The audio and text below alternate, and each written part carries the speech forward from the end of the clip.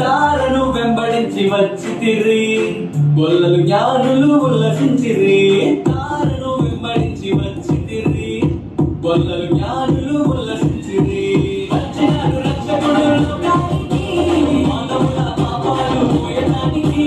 వచ్చినాడు రక్షకుడు లోకానికి, మానవుల పాపాలు మోయడానికి. మానవుల పాపాలు